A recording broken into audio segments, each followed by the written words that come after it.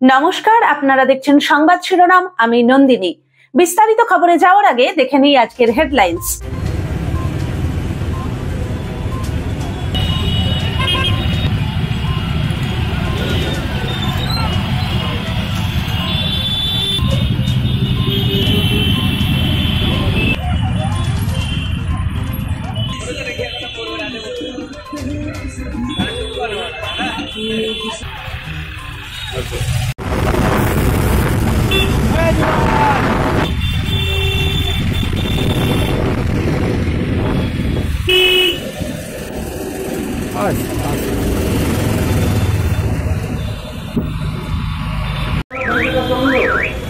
আমাদের লোকাল পূর্ব প্রান্তে গাড়ি পার্কিংয়ের ব্যবস্থা আছে।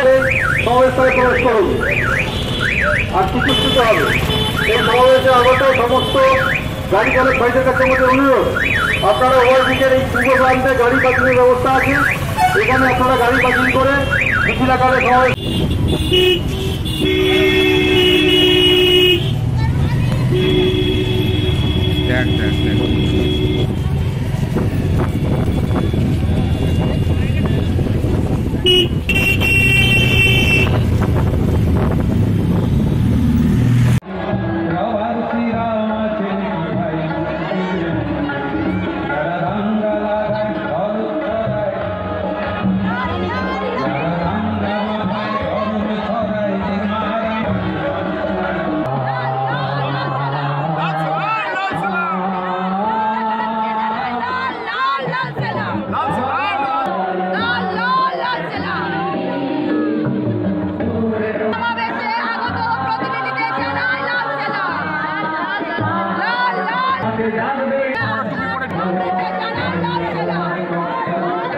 আর আজকে আমাদের শিক্ষিত বেকার ছেলে মেয়েরা গোটা দুনিয়া ঘুরে বলছে, কোথায় রাস্তায় ঝাড় দিচ্ছে, কোথায় এখানে সেখানে কাজ করছে, তাদের দায়িত্ব নাই। उनको दायित्व बनता कवा, उनको থাকা দরকার, উচিত থাকান কवा।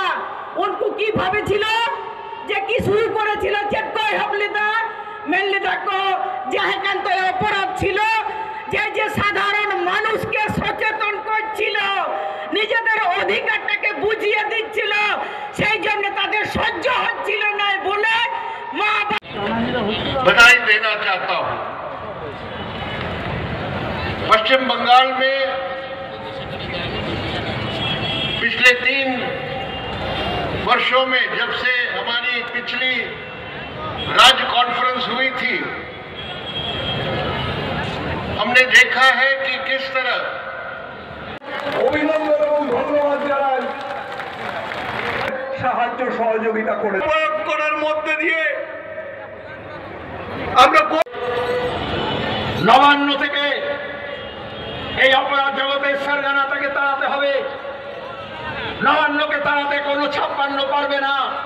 যারা মনে করেছিল আগিয়া 56 ইঞ্চ ছাতি কিচ্ছু করেনি, 2014 সিপিএম এর খবর দেয়, কারণ প্রতিদিন এই যে রাজভবনের সঙ্গে মমতার যুদ্ধ হচ্ছে, গভর্নরের সঙ্গে মুখ্যমন্ত্রীর যুদ্ধ হচ্ছে, ওই গল্প আর বেশি দিন চালাতে পারছে না।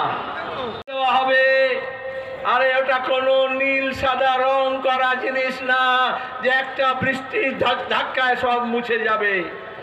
এই লাল ঝান্ডা হচ্ছে শহীদের কলজের রক্ত দিয়ে করা।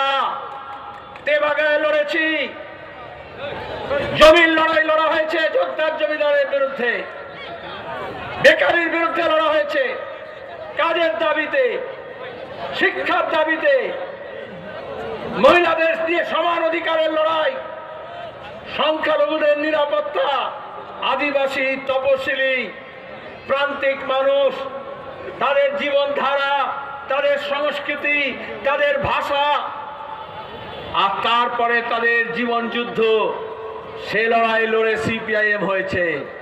এইটা কোনো চিট ফান্ডের টাকায় কেনা লাল ঝান্ডা 5 স্টারে হয়, কর্পোরেটের টাকা নিয়ে হয়, কিছু লোকজনকে এয়ার কন্ডিশন বাসে চাপিয়ে নিয়ে যাওয়া হয়, সাংবাদিকদেরকে, তারপরে কিছু গিফট হ্যাম্পার দেওয়া হয়, তারপরে খানা পিনা করে, তারপরে মেনু দেখানো হয়, তারপরে বছর বছর কিছু জামা কাপড় নবান্ন থেকে পাঠিয়ে দেওয়া হয়, আর দিল্লি থেকে তো আরো অনেক কিছু পাঠানো হয়, তখন সেখানে কলম পেশে ছবি দেখায় টেলিভিশন চ্যানেলে।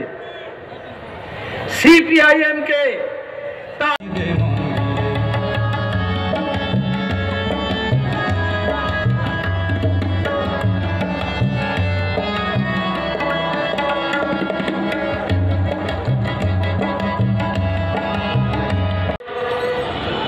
নবান্ন থেকে এই অপরাধ জগতের সারগানাটাকে তাড়াতে হবে।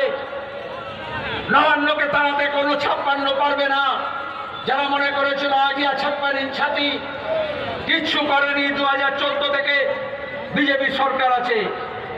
যারা মনে করেছিল রাজভবন করবে, রাজ্যপাল করবে, তদন্ত রিপোর্ট দেবে, এইভাবেই তো বিচারের যে আশা আছে সেটা মানুষকে ত্যাগ করতে বলছে। আর এই জন্য আমরা ছুটছি, আমরা রাস্তায় নামছি, কারণ বিচারটাকে আমাদের কেড়ে নিতে হবে। ভুয়ো ভোটার বা ভুতুরে ভোটার বলে আপনাদের সব ডেথ সার্টিফিকেট তুই কত পুরসভা নির্বাচনের সময় বারবার বলা হয়েছে না, কত লোকের এত মানুষ কি তারা ভোট দিয়ে গেছে। সোশ্যাল মিডিয়ার যোগ ছিল, ওইগুলো সোশ্যাল মিডিয়া দেখা হচ্ছে তোমাদের মিডিয়ার, যে তোমার গিয়ে বাবা একটু আগে আসলে বাবার দেখা হয়ে যেত, বাবা পড়ে গেছে কিন্তু ভোট দিয়ে গেছে। তাহলে আমাদের ভোটার লিস্ট একটা ইলেকশন কমিশন এবং সিও নির্ভেজাল নির্ভুল ভোটার লিস্ট তৈরি করতে পারে না। আমরা অনেকদিন আগে থেকে বলছি এই ভোটার লিস্টকে স্যানিটাইজ করতে হবে, পুকুরে এই ভোটার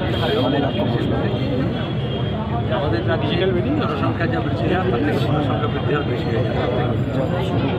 মালদার জেনেছে, নাহলে ফ্যাসিবাদ কি সেটাও জানে না, সিপিএম কি সেটাও জানে না। পরিষ্কার বলছিলাম আমরা কি বলেছি, নারাজ কথায় শব্দ নেই, বরঞ্চ আমরা এক ধাপ এগোলাম। আমরা বলেছিলাম আগে আধিপত্য বিস্তার করে স্বৈরতান্ত্রিক প্রবণতা আছে। আমরা বলছি নয়া ফ্যাসিবাদী চরিত্রের কায়দা কানুন সব ফুটে উঠছে এদের এই আক্রমণের মধ্যে। নয়া ফ্যাসিবাদী কেন বলেছে?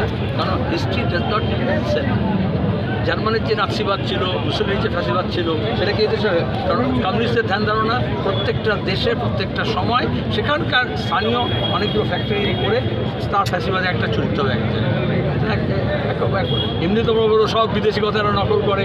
আমরা এখন নতুন কথা বলছি তো বলে আপনারা বলতে নারাজ কেন, আপনি বিদেশি ভাষায় বলছেন না? অবশ্যই বিজেপি,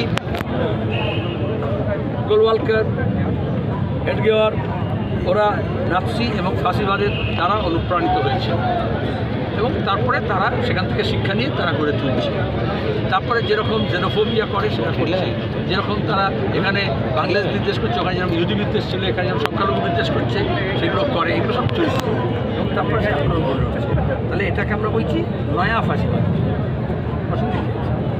তুই বলছি আপনি নারাজ, আমি নারাজ শব্দটা জিজ্ঞেস করছি, তুমি কোথেকে জানলে নারাজ?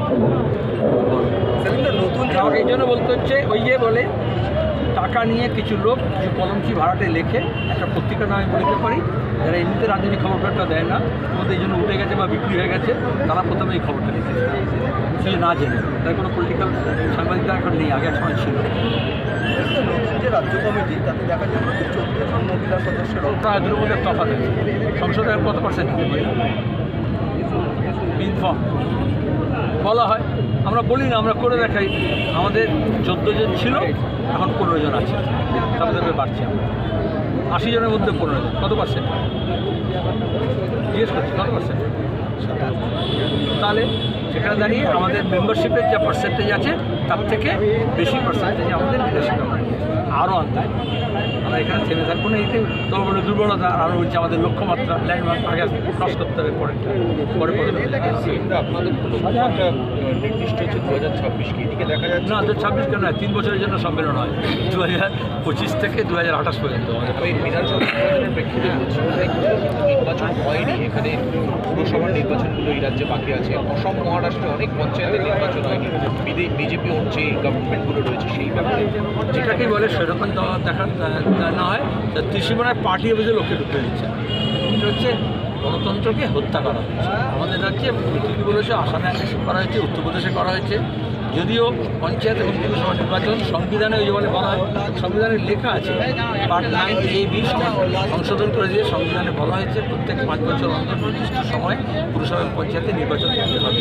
কিন্তু তৃণমূল কংগ্রেস করছে না, বিজেপি যেহেতু করছে না, যেন কেন্দ্রের সরকারের ব্যবস্থা নেওয়া, কোনো ব্যবস্থা নিচ্ছে না। আজকে কলকাতা পুলিশ কমিশনার বলছেন যে সিসি ক্যামেরা এতদিন কলকাতায় লাগানো ছিল ট্রাফিকের ভিউ পয়েন্ট থেকে, এবার ক্রাইম যেখানে বাড়ছে সেই সমস্ত এলাকাতে, অর্থাৎ কোথাও গিয়ে ক্রাইম বাড়ছে, এটা পুলিশ কমিশনার স্বীকার করে দিলেন। অবশ্যই স্বীকার করেছেন এবং পুলিশের সংখ্যা কমছে, পুলিশের নিয়োগ নেই, পথ খালি আছে, সিভিক দিয়ে কাজ চালাচ্ছে। সেই জন্য দাঁড়িয়ে ক্যামেরা তো আর চোর ধরবে না।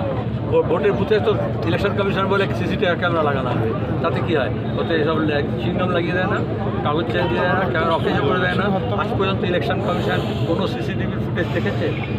তাহলে এমনকি তোমার কি আর্জি করে ঘটনার পরে সিসিটিভি ফুটেজ পুরো সবটা পরীক্ষা করা হয়েছে, সবটা পাওয়া গেছে?